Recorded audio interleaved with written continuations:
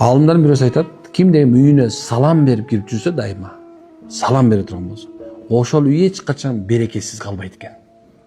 Эгер туңгуйка түшүп калган болсо, ошол үйдө тынчтык пайда болот экен.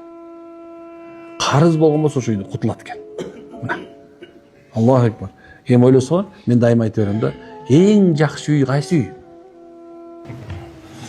Кимдин үйүндө тынчтык болсо.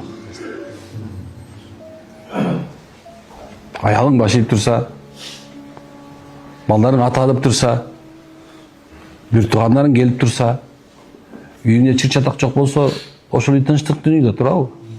Ошол үйдө береке бар экен, субханалла. Баарыңар туура айттыңар. Бирок үйүңдө тынчтык жок болсо, таалим болобу? Куран окулабы? Зикир кылынабы? Сый-урмат болобу? Аса намаз окулабы ошол? Болбойт да турабы? Бирөө тиги кыбланы, бирөө бул кыбланы карап отурсаң. Бирөө күн чыгыштык, бирөө күн батышты карап отурсаң. Болобу?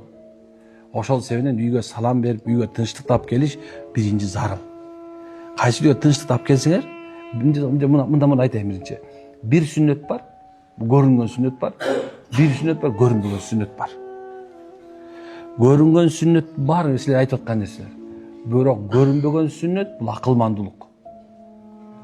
Ошол үй бүлөңөргө субханалла тынчтык тап келүү дагы бул акылманчылык.